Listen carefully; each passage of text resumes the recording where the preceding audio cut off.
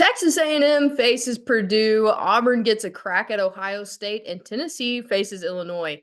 The SEC is going another round against top-tier teams in the Big Ten. Can the SEC come away with big wins this week? Yeah, and you love to hate them. First year coaches for both sides as Kentucky takes on Louisville. Oklahoma plays in-state rival and former Big 12 opponent Oklahoma State, and Alabama plays Creighton. If you know, you know. Plus, Arkansas and Tennessee swept the Garden, and five SEC teams that made the infamous Week 6 AP poll. The poll that's picked the national champions for the last 20 years. That means it's time to put together our first big board of the season to see who might be a national title contender. We'll talk about it in the rebound, all this and more today on the Hoops Outbound Show.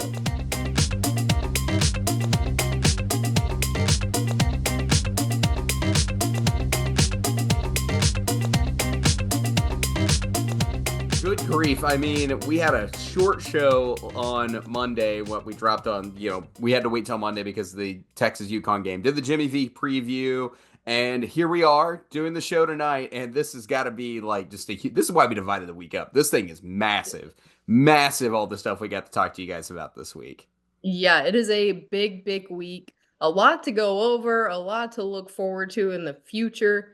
Just a lot of fun in SEC basketball. It absolutely is. But let's start with the fun we had last night in the rebound. Yeah, so the trip to Madison Square Garden is another showcase of how good the SEC is. The Jimmy V Classic went on Tuesday night. Tennessee wins another game by double digits, and Arkansas gets a much needed big win against the top 15 team. Yeah, let's start with the early game. Tennessee comes out and does the same thing they've done all season, winning and winning comfortably. Tennessee beats Miami 75-62. Maddie, I know this was early in the day. You were probably listening on the radio or, turned it on when you got to the house because it started at like 5:30 our time, when people are getting off work here in the central time zone. But what are your thoughts here on Tennessee, doing what Tennessee does? Yeah, so this game started out a little bit shocking to me. Tennessee couldn't seem to get it together, but after a few minutes, they finally settled in, and the Vols definitely asserted their dominance going into the half with a huge lead. And then after half, it was almost like Miami said, "Yeah, no, we're gonna make you work for it." So, attempted to make a push, came back within 7, which we haven't seen a team do against the Vols in a hot minute. But the Vols stepped up. Their defense made some good stops and went on to put a stamp on this W, later in the second half. But the biggest thing to me, the Vols were down to 7 players. Yeah. We thought it was crazy that, Coach Cal's going with a 9-player roster for the season, and Tennessee's over here winning games by double digits with just 7 players eligible to play due to, injury, having a short roster kind of to begin with. But this is an amazing outcome, especially looking at another exceptional game for Chaz Lanier and some major, major plays from Cade Phillips, somebody we've been waiting to kind of have that step-up spotlight moment. Yeah, Cade Phillips had some really, really good minutes last night, played some exceptional basketball. To me, this is another instance of Tennessee coming out and doing their job and getting a win. Now, while Tennessee, won comfortably, you were right. There were a few moments in this game where again, I said I think Miami is a better team than what their record indicates. And I think when we get to ACC play, this win will mature a little bit into something a little bit better, like a quad two game, a lower end quad two game. But right now, it's just not happening here. But that potential, again, that they have to be a better basketball team, it got this game a little bit close there in the second half around the 10-minute mark or somewhere. But they just kept making mistakes and they just, shot themselves in the foot. And the thing is that Tennessee was not making mistakes and they were playing good basketball overall. And they just kind of took over this game and said, no, this thing's ours late in the game and said, ball game. You mentioned Chaz Lanier in this. Chaz Lanier is still as advertised. He had 22 points, 3 rebounds, 4 3-point field goals made in this. But who I'm also impressed with is Zakai Zeigler, 13 points, 5 rebounds, 9 assists in this game. He's 1 assist away from a double-double. He was plus 15 for the night. Oh, and Igor Milicic was really good again. 16 points, 9 rebounds, 2 3-point field goals made. He goes plus 14.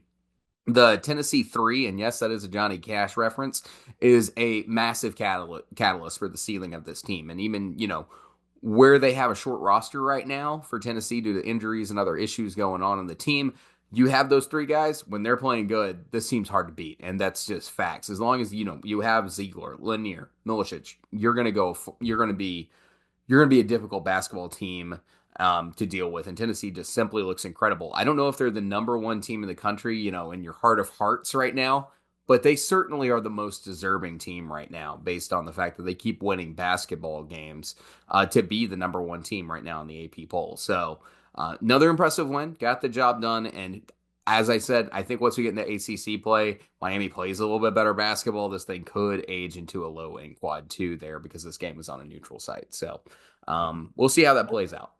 I was gonna give our listeners, one night off of me talking about Zakai Zeigler, but you filled in those gaps. Yeah, Um, as I was happy watching, to. I think I tweeted early second half, Zakai Zeigler had more assists than the entirety of the Miami basketball team. Yeah, he was moving the rock. He definitely was. He was passing dimes out like crazy, for everybody out there. So it was great. Floor general in full charge. But let's go on to the second game of the night, the craziest basketball game that we have seen all season. It Hogs was. are down. The Hogs are up. The Hogs survive, and the Hogs finally get a good win.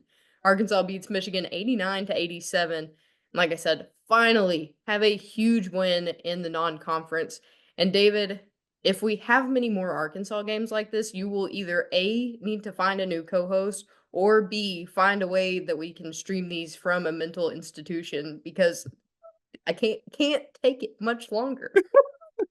Yeah, I have heart problems after watching that game, especially as a Razorback fan. I was just like, I am dying right now. Please. First 4 minutes, everything was back and forth, and it was competitive in this game. The Michigan hits everything in sight. They go on a huge 24-6 run. Arkansas goes down by 15 in this game, and then the Razorbacks start chipping away little by little. They get this down, they get this down by going to the free throw line. They're taking better shots overall. They increase the physicality in the game. Arkansas cuts the game to 4 by halftime. And then the Razorbacks, they come out of the locker room and start forcing turnovers, which a lot of people were pointing at. It's like, Michigan, if you can force turnovers on them, it's going to be a problem. Michigan didn't score until right at the under 16 timeout coming out into the second half. Arkansas goes on a 12-0 run, and then Arkansas just keeps pounding, hitting really good shots. Got to the paint. DJ Wagner was knocking down threes when Dusty May went to zone. Razorbacks go up by 18. Oh, and then what happens? Here's our heart problems here, folks. Then Michigan came back, and they started working a little bit. They got Danny Wolf and Vlad Golden back involved in the offense, and they ran a ton of that pick and roll between those two guys. Danny Wolf is a monster, y'all. Like, I don't think y'all understand how crazy of a basketball player he is. You don't see a 7-footer handle the basketball like that in many cases. And yeah, you got two 7-foot guys out there handling the pick and roll out of the 4-5, 5-4, just a mess. The last few minutes of this game were insane. We get to the under 4, and I think I'm going to die. Here's the key moment in the game. Nelly Davis knocks the ball. It's a rebound. Nelly Davis knocks the ball out of Vlad Golden's hand, and it's ruled Arkansas ball because it tips his fingers as the ball is going out of bounds. Then later on, Trevin Brazile gets fouled. He goes to the line. He misses both free throws. Michigan goes down to the other end of the court. Golden puts up a shot late in the game, but who blocks it? It's Trevin Brazile, who just missed both those free throws. And he comes down with the ball and gets fouled. Brazile goes to the line. He hits his first free throw, misses his second. Michigan takes the ball down the court. Dusty May is a little late to the timeout that they needed to call that last timeout in the game to get a game win and play. There's 3.7 seconds left in this game. Michigan has one shot. They inbound the ball. Nelly Davis, who gets beat on this play and then hustles to get back in it, swats the pass coming to the basket on a cut, and Michigan comes up with the loose ball, and they take a terrible, slightly contested shot that goes right off the iron. Razorbacks win and survive Michigan's comeback attempt after Arkansas come back on Michigan. I mean, it was a wild, wild finish in this game. Hogs survive. They get a great, great win. Yeah, I mean, I really have to give it to, there were a couple guys for sure. Boogie, DJ, and Trevin Brazil coming off of the Yes. bench probably had his best performance we have seen all year. And then we also got some good minutes again from Jonas Adu. So the Hogs were able to have what I think is kind of one of those turning point wins. And for the fans, for sure, to see them win a good basketball game. Our Razorback fans really needed this one to start feeling some confidence and things going on. Like they kept being told, this is a good team. This is a good team.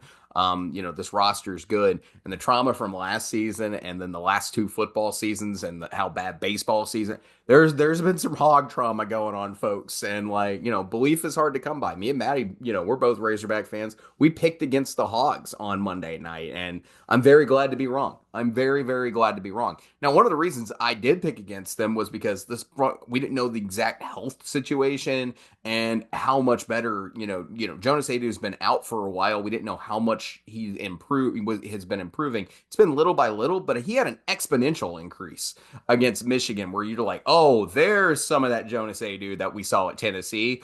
He's clearly not back to 100 yet, but you can tell that was a much larger jump in this game. And he helped this team a lot. And, he had 11 points, 7 rebounds, 2 blocks, 2 assists. And he's out there talking to the guys. There was a shot that Boogie Flan turned down the pass to Jonas. And Jonas sort of looking at him like, take the shot, bro. You got it. Like being a teammate out there. And he was exciting on the bench, too. Like he's pointing at the guys. It's like, that's a great shot, hyping everybody up. He's feeling it. The whole team was feeling it. Boogie Flan's back in his hometown. He goes 20 points, 7 assists, and 2 steals. DJ Wagner's knocking down threes in this game like crazy. And then you mentioned Trevor Brazil. He got in double figures in this game. He came down with some key rebounds in this game. Everything but the free throws. I would not sell an ounce of that Trevor Brazil performance. And it was great to see him fill a role on this team. He doesn't have to be the primary scorer like he was asked to do last year. And when he's not asked to be the primary scorer, everyone else can set him up just like Anthony Black did back in Maui when we got to see the Trevor Brazil. We were like, this guy's an NBA prospect. Trevor Brazil looked the part again. And, we saw it a little bit there when we said like that UTSA game was his best game probably since Maui. Follows it up with another game that's probably his best game since Maui. So like we've been waiting for this for like 2 years since pre-ACL injury. So like we've been waiting for this to come back. We wanted this version of Trevor Brazil back. He's playing good ball, folks. I mean, Trevor Brazil is playing good ball, and he's got a really good role on this team. I'm liking what I'm seeing from Trevor Brazil right now. Definitely 100% something that Arkansas fans have been, like you said, waiting on. So it's good to see him. Good to see Jonas Adu getting back healthy. We've heard Cal talk about him, that he's getting there, but they want to ease him back in. I think that's going to be the best process. Now that you're kind of seeing the pieces work together and seeing kind of minute by minute him just growing as we move through the season. And once we get to SEC play, as long as he's 100% healthy, fine by me. You are the Yep. coach, Cal. You make those decisions. I'll support you. I think what we're waiting right now on the front court is, Big Z's ankle, is going to be the next thing. So getting Jonas to completely 100 and then Big Z recovering from his ankle injury that he had in practice. And we'll see how high the ceiling is. Like Arkansas's got a high ceiling. And if you saw them put up like 60 points in 30, like they were going crazy there. It was like some insane number, like 60 points in 20 minutes or something like that in this game and the run that they had. That team, if they're playing at that level and they can keep that up consistently, that 20 minutes was the 20 minutes right there that we envisioned with Arkansas scoring ability. And so let's see how close. That was Arkansas close to their ceiling for about 20 minutes. The rest of it is what they got to improve. And that goes back to me saying, I want to see a complete basketball game from this team. That's the next step now. You've got some mid-major opponents that you're going to be facing here in the next couple of games. Let's see how you improve those advanced metrics, get together as a team, and really, really start hitting your potential right when SEC play comes here in just like 3 weeks. So we'll see where the Razorbacks are. They're going to be a hard team to predict. If you were here last season, you might have heard Maddie and I talk about one of the strangest trends in college basketball over the last 20 years. The infamous Week 6 AP poll came out this week, and since 2004, this poll has shown us who this year's national champion will be. Since 2004, the national champion has been somewhere in the top 12. And typically, teams in the top 12 frequently also have strong showings in March. Last year, Maddie, we talked about why this poll and this trend is such a strong indicator because what's odd is that any other week, I don't really care what the AP poll is and what the top 25, looks like other than bragging rights. Again, we're talking about it here. Why do you think this thing, for people who didn't listen to us last year, why do you think this poll is so strong and why this trend kind of keeps holding? Yeah, so I think we're finally at the point where we're starting to see teams' true colors. You don't want to go too early because you have situations like North Carolina a couple of years ago who were ranked number one to not even making the Not tournament. even making the tournament. Yeah. And then you've got some teams, that it takes a little bit for them to gel, especially the new age with the transfer portal. You're going to have to figure out what your team chemistry looks like and how you're going to play together. And if, that's strong by week 6, you're starting to get the pieces figured out, you're gonna be ahead of everybody in March. Yeah. So I And I think think that yeah. I'm sorry. You got more? Sorry. oh, I was just gonna say, I think that's why, we wait until this week 6 poll instead of going off of, too early predictions or, you wait a couple weeks. It's still gonna be pretty similar. There's gonna be some people that ebb and flow, but the main thing is the contenders that are there are generally gonna stay in that poll.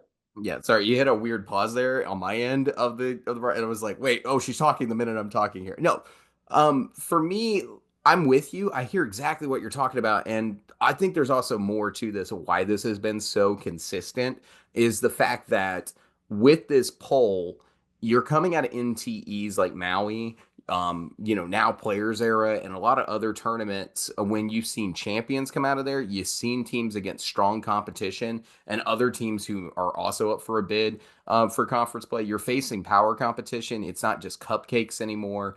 There's a lot more to this, and like you mentioned, gelling together. I'm going to come back to that point when we get to this end of this segment, but yeah, teams who have chemistry already and that key component of a roster. You can see who's already developed chemistry and is going to try to keep building on it throughout the course of the year. So, yeah, I think there's a really strong reason why this polls trend has been 20 years strong. Yeah, I'm with you. So let's go ahead and let's break it down. Here are the teams who did make that AP top 12. And yeah, there's a lot of SEC teams in here. Number 1, Tennessee. Number 2, Auburn. Number 3, Iowa State. Number 4, Duke. Number 5, Kentucky. Number 6, Marquette. Number 7, Alabama. Number 8, Gonzaga. Number 9, Florida. Number 10, Kansas. Number 11, Purdue. And number 12, Oregon. Now, history says that one of those teams will be your national champion this year. Now, we're going to run through these teams with our big board factors to kind of break down and see who we actually think is the best case here. Now, you've seen 3 of these factors so far this season. We're going to add one more here tonight, and that is going to be the ESPN BPI. And that's going to be the next one on here. So we're going to walk through these if you didn't follow us along in the preseason here, and we'll show you how all of this works. So first, you want a top 40 defensive efficiency. Since 2012, only four Final Four teams have ranked outside the top 40 in adjusted defense. And last year's team to do it was Alabama. They were ranked 111th. Before that was Miami in 2023, Duke the year before that, and UCLA in 2021. So it's happening more regularly, but all 4 of those teams also lost their first game in the Final Four. You can see how that kind of checks out. The next one, 36% or better from 3. Vegas really likes this number. They're looking for something that you want a team that shoots 3 around 36% or ranks in the top 75 in three-point percentage.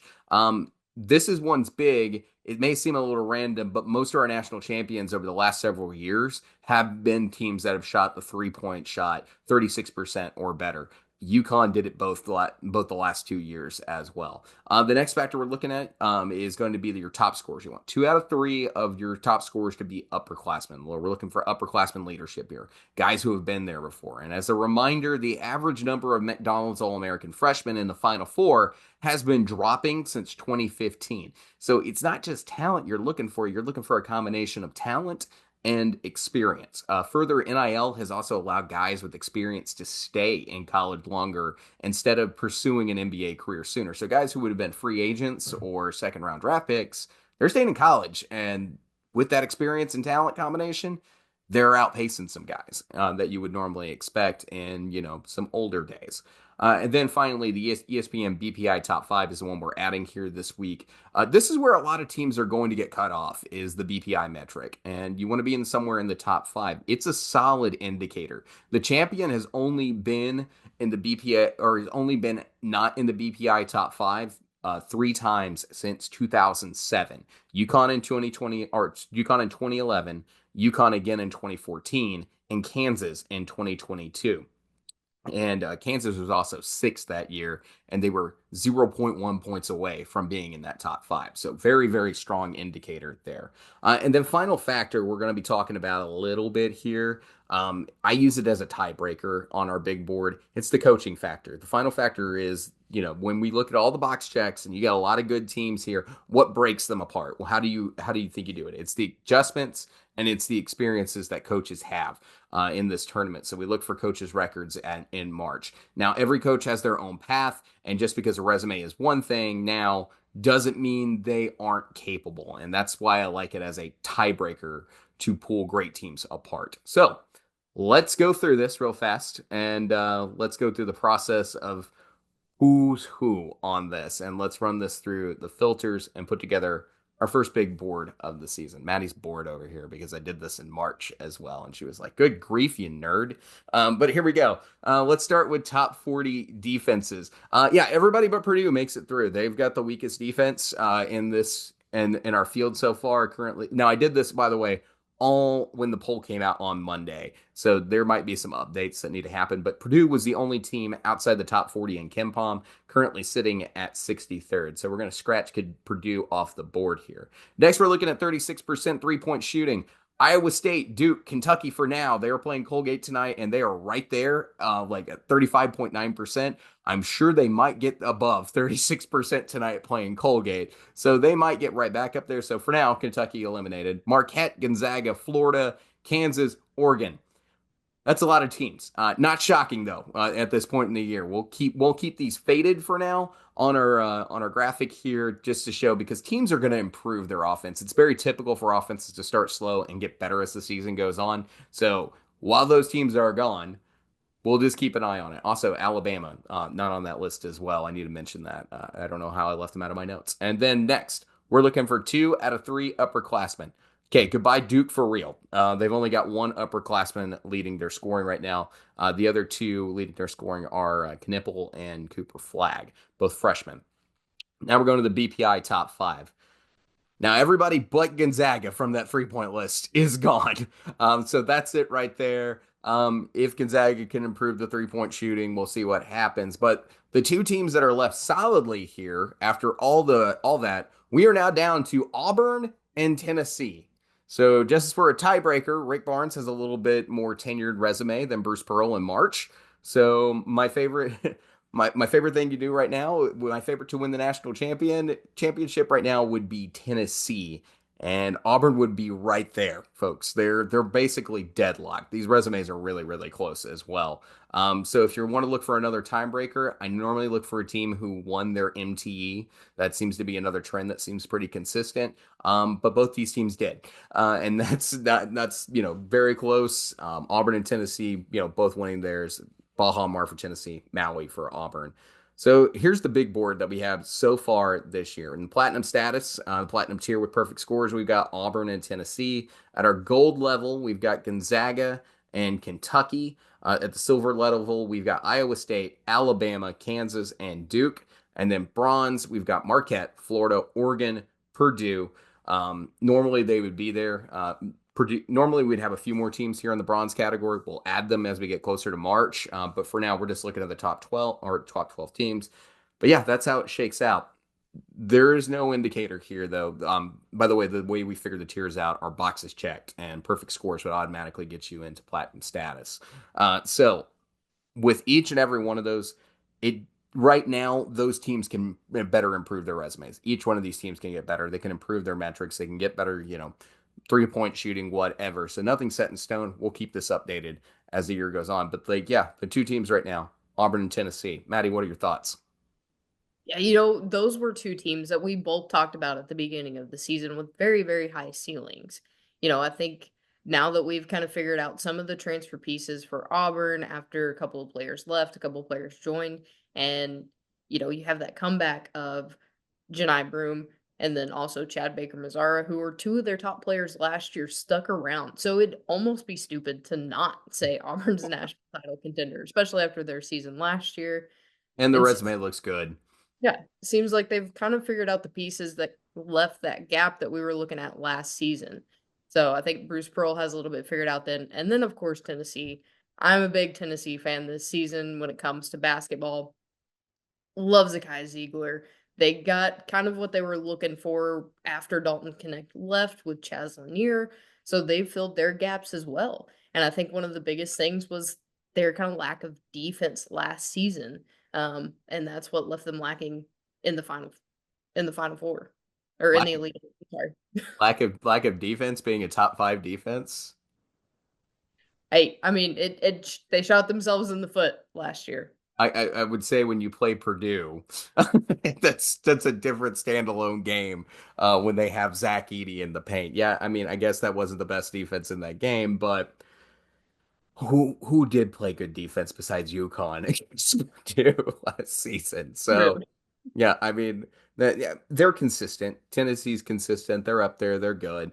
Auburn's really good. I don't, Kentucky could probably get, they've got a high ceiling too. There's a lot of good teams on here. Let's not overlook the fact that the SEC has five teams in this list and this trend that could win, would history serve win the national championship. One of them could do it. So it's a really, really impressive run here for these teams. I with the dominance the SEC has been at, this is not shocking. Here's the crazy thing about this trend, and this could happen this year, and I think it'll happen sometime in the next 5 years. The transfer portal has drastically changed college basketball, and to me, this trend at some point is going to break. And not necessarily all the things that we talked about with metrics and stats and things like that, but there's going to come a team, and we talked about this last year. There's going to come a team that has guys they bring in from the transfer portal.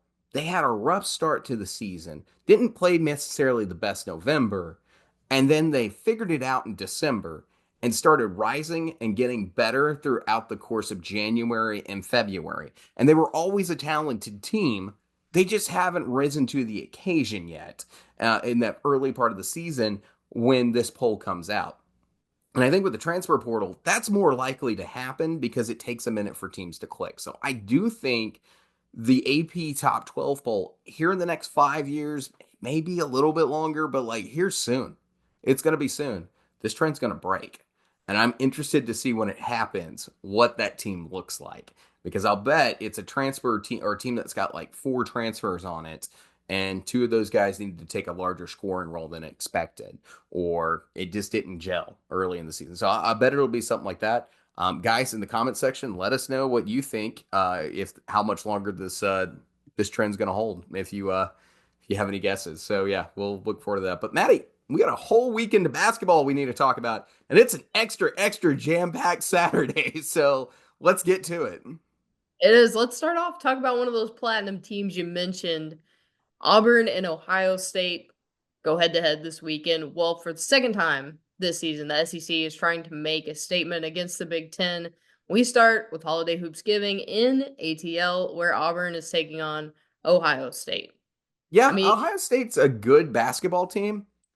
Except when they're not shooting threes. Like that's been my thing with Ohio State this season. That front court's a mess. And like if anybody who watched the Maryland Ohio State game, you have massive concerns about who this Ohio State team is, and you're probably asking yourself, how is this a top 30 team in Ken Palm? But yeah, they've played some good basketball every now and then. Maddie, your kind of thoughts on the Buckeyes? yeah, so I mean they're 6-3 right now. Like you mentioned, they're kind of up and down this season. They've beaten Texas and Rutgers, but then they also hold losses to A&M, Maryland, and Pitt. And we've discussed this team before, but also one of their biggest pieces that they picked up in the transfer portal was out.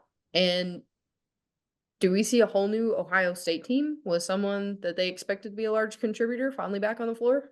Yeah, that's going to be interesting. Yeah, Aaron Bradshaw is back with the team this week. One of my big concern, my two big concerns with Ohio State, it's kind of a twofold problem.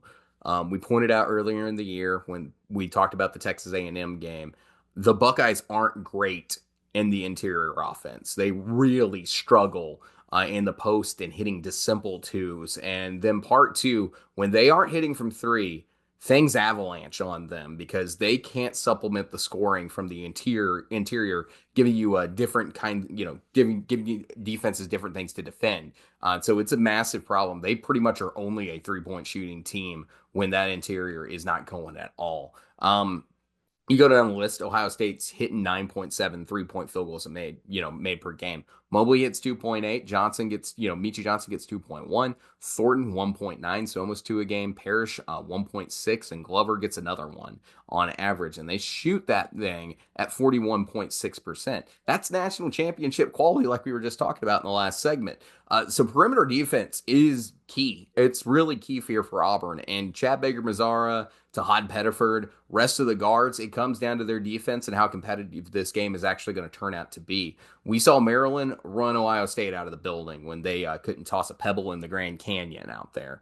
That's the decision point in this ball game is how well your perimeter defense is going to be for Auburn because Chaney Johnson is more than capable of defending Royal. And then Dylan Cardwell and Johni Broome are in a different league compared to the bigs that Ohio State has. So Ohio State is also the second worst offensive rebounding team in the Big Ten, and they're the fifth worst in defensive rebounds. I like Auburn's front court here with a big, big, big advantage in this game. And it's going to be overpowering. We're going to be like watching some highlights of this and going, Johni Broome player of the year, and then re-enter that conversation after, the domination is, in this game that I think Auburn's going to have. So it really comes down to it. Does Auburn win? Or does Auburn blow out Ohio State? And that's all going to come down to that perimeter defense to me in this game. Maddie? Well, I mean, Kimpom doesn't think they see a blowout in sight, but It's we've because they have good games too, but then they also have bad, bad games. definitely, but Kimpom has this game 82, 74, 78% going towards Auburn. I'm with Kimpom here. I think that Auburn is going to be more than capable of taking care of Ohio State, especially, as long as that backcourt has decent defense, because we've seen Ohio State struggle against a good defense. I think they run away with this one. Yeah, I'm with you. I'm going Auburn all day. Auburn all day in this one. Let's jump to the next game real quick. Tennessee has been a powerhouse to start the season, but this weekend they'll have their road test on their hands with a very, very good Illinois team. Volunteer Space Illinois up in Champaign. Yeah, so Illinois is another team that we've talked about a few times this season. They're a decent basketball team. 7-2, their only losses are to Alabama and Northwestern, which was an away game, and it went into Overtime. Yeah. and obviously some of the more notable wins. Arkansas and Wisconsin, some decent teams. I believe Wisconsin was also ranked at the time, so two ranked teams that they've beat. It's kind of like, to me, Ohio State. I feel like this Illinois team can play good basketball, but they can also kind of revert, and we see a team that struggles. And I think against this Tennessee team, we're going to see a team that struggles. You sound like an AP voter right now. Gary Parrish and Matt Norlander are talking about it. Is like, why isn't Illinois getting respect? And yeah, the Northwestern loss wasn't the greatest thing, but three of those other losses are really good, and they went to OT away against a conference opponent. Illinois looks good to me. They're a real they got there's a really good feel to this team. They feel like a tournament team, and that's where we thought they were going to be to start the season, and we just didn't know how good they were going to be. That was always a question with Illinois because they didn't have Shannon anymore. They didn't have Coleman Hawkins. This is a team that's going to ball screen you to death, and they have got some good offensive setups, and the front court some very talented forwards. Will Riley is a great talent, and seeing most of the shots for Illinois right now, he can be effective in almost every level of scoring. Ben Henriques is also an effective scorer who can hit from deep. Then Tomislav Ivisic has a mix of true center ability and step out and shoot the three. Then you got Jack U. Rice. I keep, Curtis and I talked about this one. That's like the hardest name to pronounce in college basketball. It's on the screen, folks. He's got the best offensive rating on the team. Very efficient player on the offensive end. He also leads the team in assists. Then Kylan Boswell, the Arizona transfer, is going to see a heavy dose of minutes in any given night, and he gets very involved in orchestrating this offense.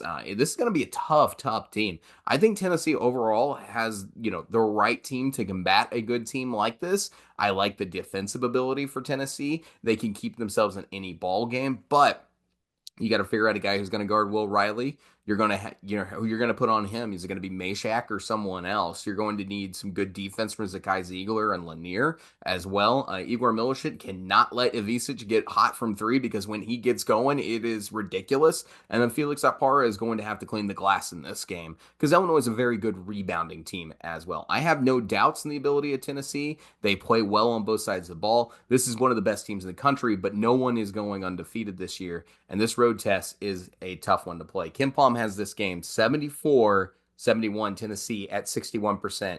Maddie, who are you going with? I believe in the Vols. I'm going Tennessee in this one. I am taking Tennessee's first loss of the year. I think it's going to be tough. I'm going to Illinois in this one at home. It's just a really tough road test. Like I said, we saw Auburn, lose to Duke. Doesn't make them any less of a great basketball team. This is a really tough challenge for Tennessee. I'm just, no one's going undefeated.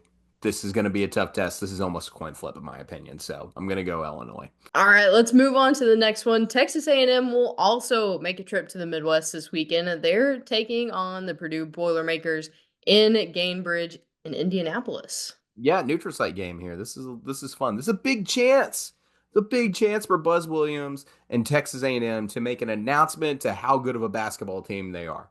However, they're essentially playing a road game, regardless if this is a neutral site or not. I expect Purdue fans to show up for this one, and this is a tough, tough challenge in this game. 100%. What are you kind of feeling here in this one? So Texas A&M goes into this game. Purdue is ranked number 11th. A&M's at 17. So there's not a whole lot of Okay. transition. We're looking Yeah. at some very, similarly talented teams. Purdue, one of the best offensive teams, eighth in offensive efficiency, sitting at 8-2. Their only losses were both on the road to Marquette and Penn State. So I took a deep dive a little bit and looked at those losses. And I think, Buzz Williams probably is doing the same thing. So looking at that loss to Marquette, Marquette won the rebound battle. They forced 15 turnovers and scored 18 points off of those turnovers, and then outscored them in the paint by 16 points. Then on the other side, look at the Penn State game, forced 24 turnovers and scored 32 points off of those turnovers. I think A&M needs to get the Boilermakers to turn the ball over if they want to win this basketball game. So yeah, force some turnovers on the defensive end is going to be the key in the game for you on this one. I heard you mention rebounding a lot in there too. If it's one thing we know Texas A&M does well is rebound the dang basketball. They're like crazy guys out there. That is their mission. I'll give you another key to this one. Three balls paramount.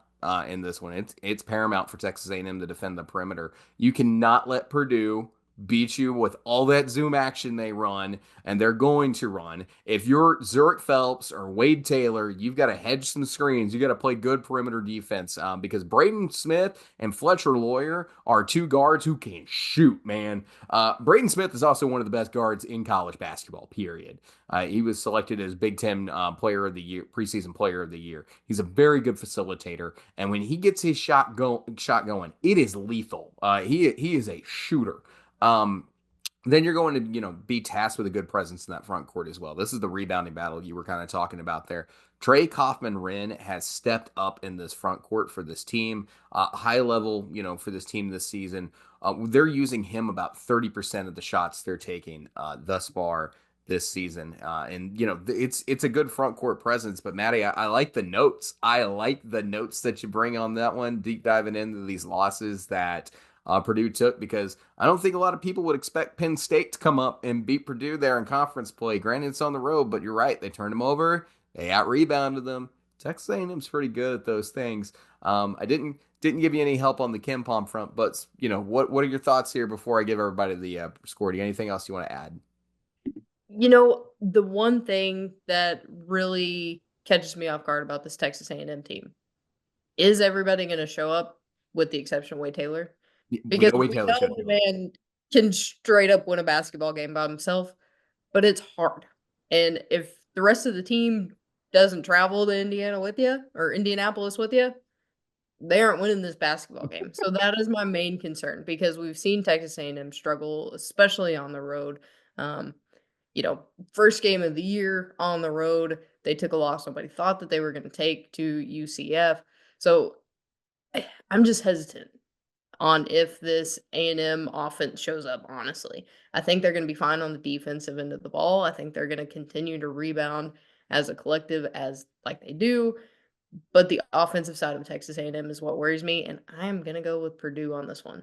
Okay, well, the Ken Palm line is 72-70. I think you should trust your research here, and I'm picking Texas A&M. I know they're hot right now. They're playing some good ball, but yeah, this offense is good enough, and Wade Taylor is a go get a bucket guy. I know Texas A&M has been up and down at times and things like that. I just like it here, and I think your facts are really spot on what Texas A&M does well. They're the 11th ranked defense in the country right now, according to Ken Palm. They are a good defensive team. They are good on the glass on both sides of the court. Like I'm with you. There's going to be a fight in this one. And yeah, I think Farrell Payne, I think Henry Coleman, and just gosh darn everybody when it comes to rebounding the ball is going to do the job here for Texas A&M. So I'm going to go Aggies here on the road. You should trust your research. I think you should have trust your research. All right. If it was Rivalries. more of an actual neutral site game, I would trust my research. But the fact that it is in Purdue's backyard, basically, is what's making me lean a little bit more towards them. Okay. Well, I want you to also remember what we talked about. Purdue's defense, not the best. True. All right. Rivals are also going to be big on the hardwood this weekend. We start in Lexington with one of the greatest series in basketball. Kentucky takes on Louisville in a series that's been going on since 1912. Oh, yeah. It's a long, long time ago. This year, however, both programs have new coaches starting a new era of basketball at their schools and should be a much better game than the ones that we saw over the last couple of seasons in this series. Maddie, your thoughts on Kentucky and Louisville? So we kind of went into the season not really knowing what to expect from either one of these teams. Well, we You knew know, what to expect with Kentucky. I told everybody they're going to be a dang good offensive team. Don't you come here with that. I just mean overall, we didn't know how it was going to work. We didn't know, that they were definitely like a gray area in the SEC. We knew they were going to be good, but how good were they going to be? That was the question. Yeah. So, kind of one of those same situations. They've got a new coach, got a new squad. So really, if you ask me near the beginning of the year, at week one poll instead of week six, would have had completely different ideas of this team. Would have thought this game was going to be much closer, but I fully expect Kentucky to blow this Louisville team out of the water. Okay. Well, let's talk about it a little bit more. First off, Louisville is much improved this season. I don't think there was much here, but they finished runners up in battle for Atlantis. However, they're coming off a 3-game losing streak that includes 2 SEC teams, Oklahoma and Ole Miss, and a conference loss to Duke. Tough stretch in that schedule here. They do have a game at the time of recording right now against UTEP that they should win. But this is one of those games that both these coaches are going to be judged on when it comes just a little bit. It's not, no one's getting fired here or anything like that, but in a rivalry like this and two programs that measure each other off their successes, it's going to be like, hey, did Louisville beat Kentucky? Did Mark Pope beat Louisville? Things like that back and forth. How did Pat Kelsey do in his first year? I think there's a little bit more wiggle room based on the expectations right now for Pat Kelsey. I think Kentucky fans are holding much higher expectations given the momentum that Mark Pope's on right now in this thing. We've also got some good news. Let's talk about the Kentucky side of this. The injury to Kirk Kriisa sounds like he's going to be back in the court sooner than later. And as I mentioned, of course, Kentucky is playing Colgate right now, so we can see who is back. It also sounds like Lamont Butler may be back, be back soon as well. So good news on a healthy Kentucky team overall, at least expected here pretty soon. Much better situations than what we were led to believe there, especially on Creasa. This game is fascinating to me because both teams play a similar style, not identical, but similar styles of offense. You got really good guards, and both teams have the ability to shoot. Chucky Hepburn for Louisville is kind of a do-it-all, experienced guard, leads this team in points. Then you got Renee Smith, who can shoot from deep. And then you have Terrence Edwards, who's got a ton of tools. He's a constant threat from the wing. You compound that with Noah Waterman, who played for Pope at BYU, by the way, if you're looking for another storyline. And he was a big part of the success that BYU saw out there with Pope last season. And he kind of played the Andrew Carr role that we're seeing, Pope kind of use Andrew Carr for right now. He had the ability, big man who can step out and shoot the three, does a lot of different things. That was the linchpin for BYU. Carr's the linchpin now for how can he put it? It's like you were a must get, is how Pope talked about Andrew Carr. That was Noah Waterman there for that BYU team. And he's still playing well right now at Louisville. Kentucky's also got good guards. Tego Way, who can drive and shoot, and a lot of ability. You got Jackson Robinson, who understands the system, has been a part of this thing. And as we mentioned, the Noah Waterman, Andrew Carr thing. You've got similar teams, similar builds. I think the difference between these two teams is their consistency. Both teams are going to shoot from deep at a high rate in this game. You're going to see about 8 to 12 threes made for both sides in this one. Louisville has not been as consistent in doing that. They were 34% or better against Indiana, Duke, and Bellarmine. They won 2 out of those 3 games. They shot 26% or worse from deep against Tennessee, West Virginia, Oklahoma, and Ole Miss. They only won 1 of those games. So you can kind of see where it's a little like you have to shoot well. But for Kentucky, they're doing the same thing. They're either hitting everything from deep or they're struggling from there. And it's a catalyst for them as well. The loss they took to Clemson, they shot under 30% from 3. Kentucky had to come back down 16 against Gonzaga. They were under 30% from 3 in that game. Western Kentucky, they shot under 30% in that game, and Western Kentucky would not go away. They nearly, they were there the whole first half, and they had that thing within 6 with 11:54 left in the ball game in the second half. Against a better basketball team shooting like that, maybe you start getting nervous there in Rupp if you're playing a good team. So, yeah, you can kind of see it. But the games, when they're on, Kentucky, they're a problem. They're most of their grade A butt kickings that they're issuing out, they're shooting 40% or better. They shot 40% or they shot 40% against Duke. So when this team's going, they can beat a lot of teams and some quality opponents at that. So for me, this game comes down to who plays better perimeter defense, who wins the glass when the shots aren't falling. And then for Louisville, can they find another avenue for success other than the 3 ball? Because Kentucky has that. They have a Tego Way. They have Amari Williams. They have a couple of guys who can get you points when your shots aren't falling. And then, it all comes down to, can Louisville do that? Can they find some efficient shots when that 3 ball isn't falling? That's the question right now for them. I think their guy has to be Chucky Hepburn. Just like we were talking about, Otego Way needs to be the guy for Kentucky, I think. And, Otego Way played well. It might also be Jackson Robinson. They might have 2 guys who go out there and just get a bucket for you on this one. So great game, really interesting game to me. Ken Palm agrees with you, Maddie.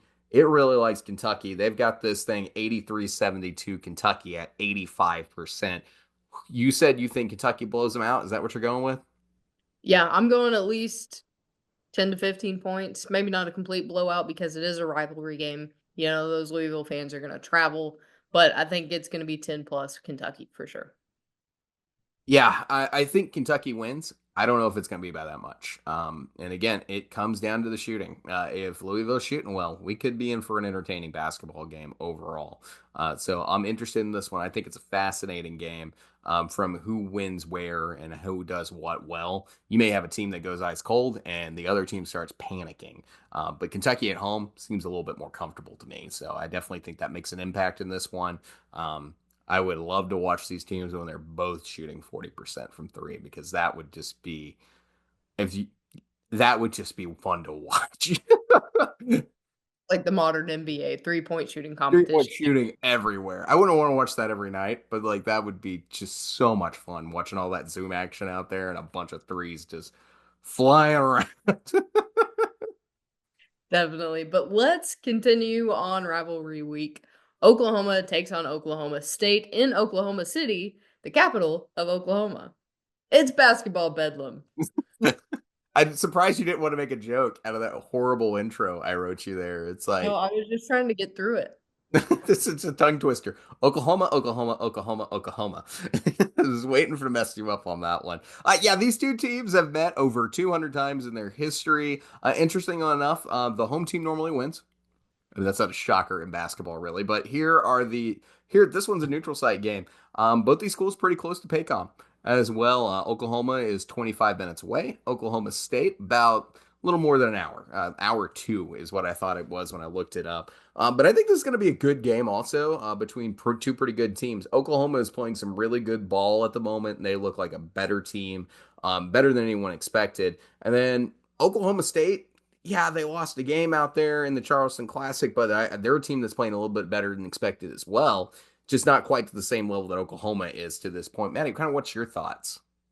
Yeah, looking at OSU, they've got, like you mentioned, two losses to FAU and Nevada, both good basketball programs historically.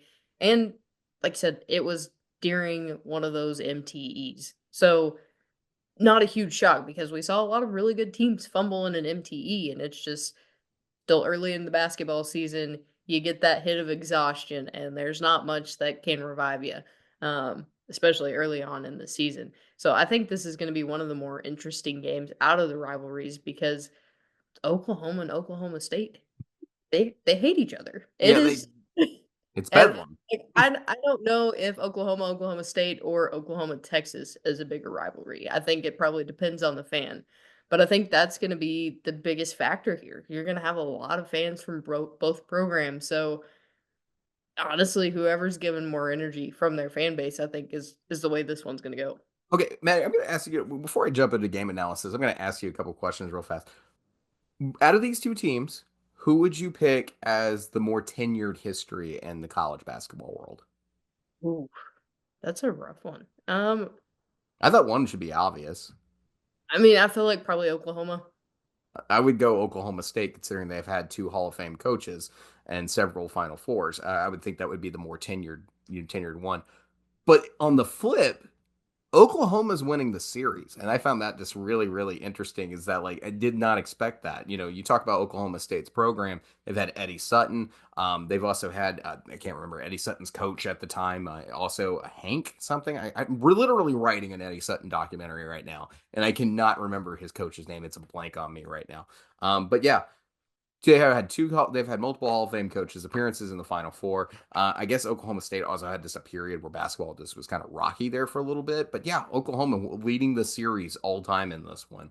But this is going to be an interesting game. Oklahoma plays, really well. They've got a short bench, which is something that I've kind of noticed. Kobe Elvis, Duke Miles, and Jeremiah Fears are really locking down the backcourt for this team right now and taking up the majority of your minutes. And then Bryson Gooden's rotating in, and all four of these guys, they're cashing in three-pointers, which we knew Oklahoma could shoot when we talked about at the beginning of the season. We just didn't know how consistent the offense would be for this team. Miles and Gooden are nailing over at 45%. That's outrageous. That's a great number. And then Luke Northweather, he's able to step out also from that center spot and shoot a three as well. There in the front court. And then Jalen Moore has that ability to get you a bucket, and he's over 50% from the field. Sam Goodwin is also, he's getting good minutes in there, mixing in with Northweather. He's playing not necessarily leading in the scoring stats, but he's doing well, and he's playing better in rebounding, and he's playing really good defense on for this team as well. For Oklahoma State, for a team that I really didn't expect much out of this season, they're playing all right. For Steve Lutz, it hasn't been a super tight rotation, totally different than Oklahoma here. So you got a chance to see, you're going to have a chance probably to see a lot of different guys here for Oklahoma State. Debo Davis, the Arkansas transfer, is getting about 20 minutes a night right now. He's seeing a lot of time in the number two spot, but he's not racking up a ton of points for this team. Instead, he's kind of in the backcourt. The guys getting points are Bryson Thompson and Brandon Newman for this team. but the bulk of the Cowboys scoring is coming from their front court, and that's Osman and Avery. And then Robert Jennings, he's also out there getting in the mix as well. I like this Oklahoma State team. I think Lutz has got this team playing well. Overall, they're just not there yet, and that's kind of they strike me as a fine team. You know, like if they were in a different conference besides the Big 12, if they were in some mid-major conference, like a good mid-major conference, like the A10 or the Missouri Valley or the American, I'd be like, that's your conference champion right there, based on the way they're playing.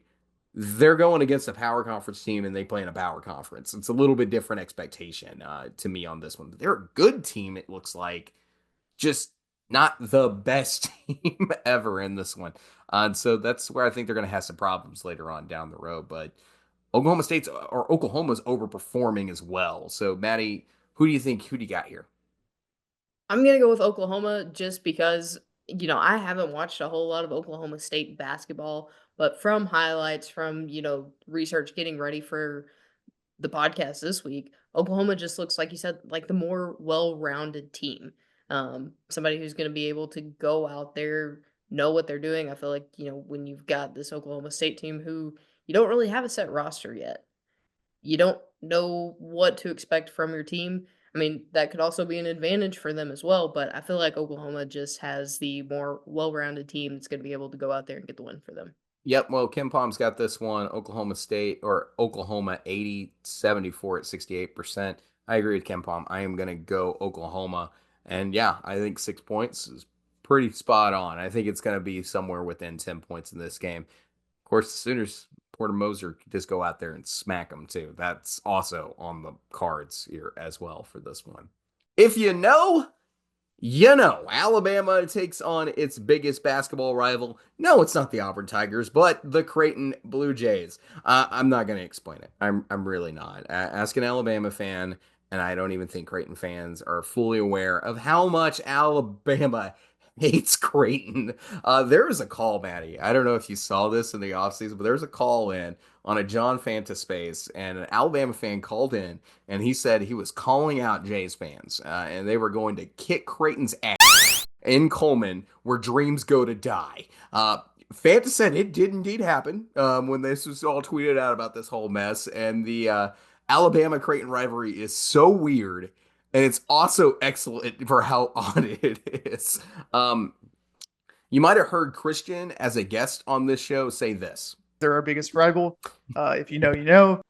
If you want to know what the hell this thing is that he's talking about, look up the 2012 Alabama Creighton NCAA tournament game and Trevor Relaford.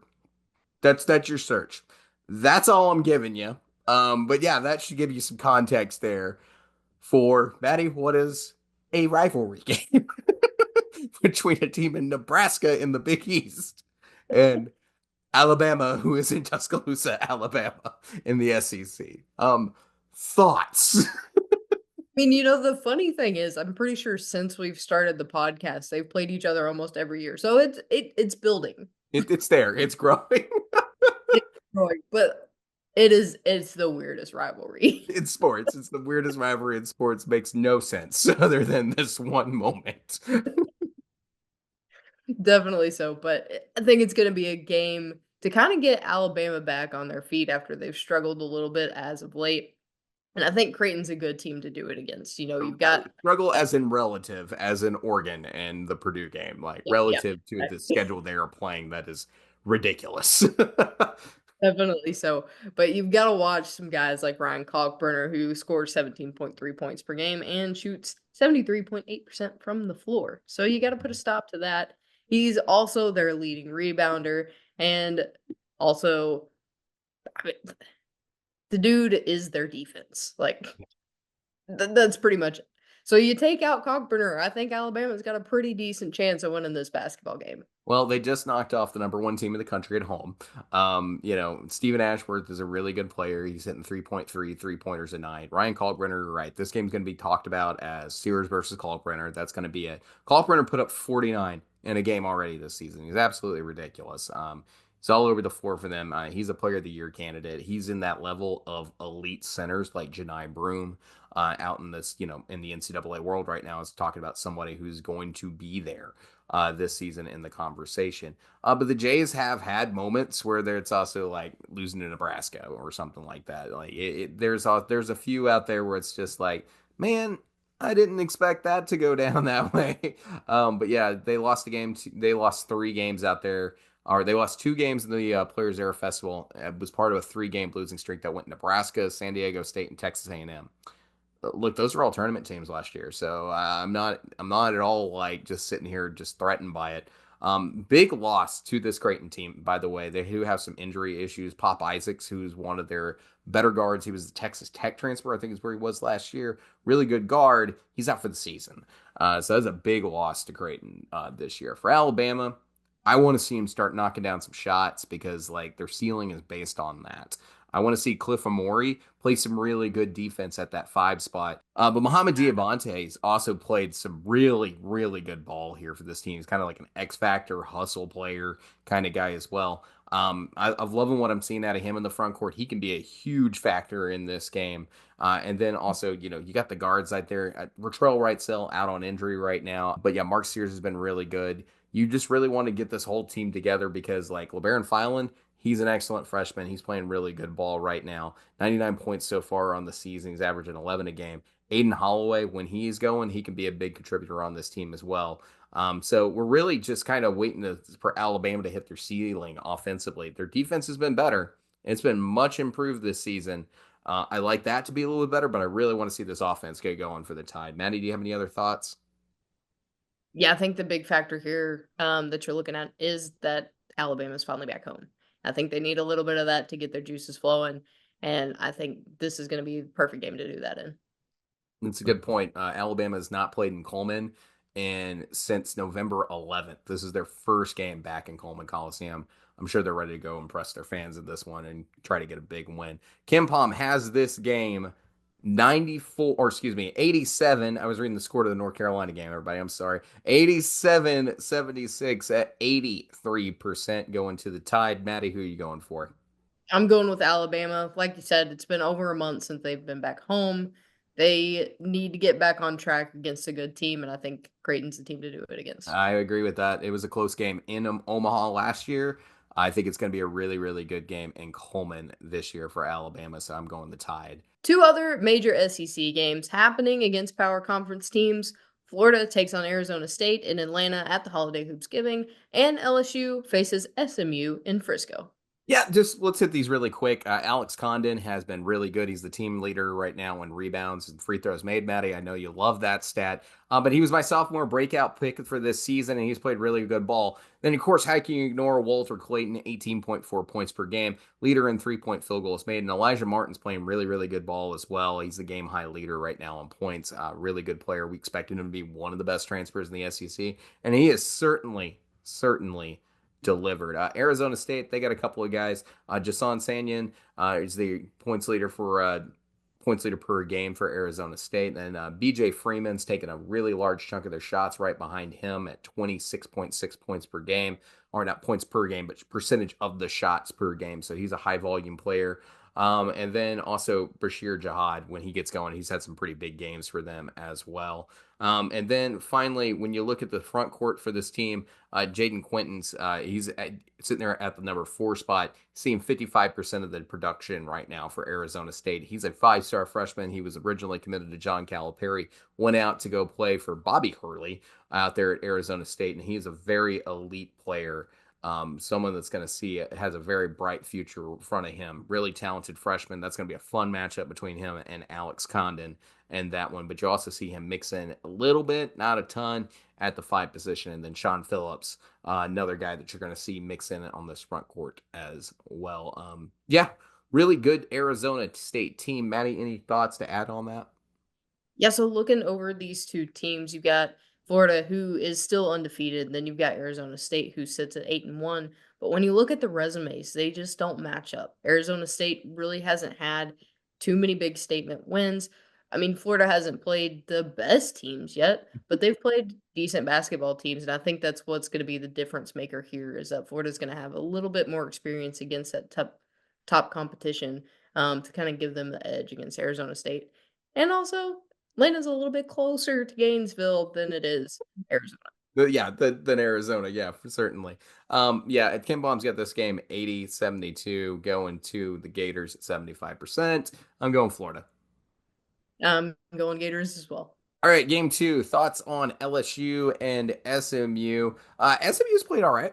Kevin Miller, 14.9 points per game. Chuck Harris, game high leader, 21 points per game. Mustangs, they're winning games pretty comfortably. 16.1 right now for the differential and winning about, the glass by about 10 rebounds a night. Good defense as well for SMU overall. Not anything elite, but pretty darn good defense here for the Ponies. LSU has been a surprise, and they're really capable. Cam Carter's been great to watch, 17.3 points per game. Then Jordan Sears is almost hitting 3 3-pointers at night. And then how about Corey Chess coming in? Last year he was just outside of our top 15 freshman 15 picks. Here he is after his redshirt year, grabbing 8.1 rebounds a night. Leader for this team in rebounds. He's been excellent as well. I've been surprised by LSU going out after getting that win against K-State. Obviously, that was a pretty good one. They also beat Florida State in the ACC, SEC Challenge, beat UCF out there in a neutral site. I've been impressed. I've been impressed with LSU so far this season. They got a trip over to the DFW area. That's practically SMU's backyard there in Frisco. But yeah, this is going to be a challenge. Maddie, any other thoughts you have on this game? I think one of the big things to kind of consider here is LSU's had some big road games so far, and they've done particularly well in those road games. So I think that's going to be a big advantage, especially when you're going into an environment where it's basically a home game for the other team. Yeah, certainly is going to be a home game for the other team. And Andy Enfield, who caused the world's greatest domino effect in the coaching carousel this off season. But Maddie Kimpom has this game 78-76. SMU at 44%. Maddie, who are you going with? I'm gonna go for the upset. Let's go Tigers. All right, you're going LSU in this one. I'm going Pony Up, and I'm going to go with SMU in this one. It's a big chance for them. They're at home, and it's going to be relatively tough. SMU hasn't fallen asleep at the wheel. I think they're ready for a competition down there in Dallas, and I think fans are a little bit more excited than what they have been in the past.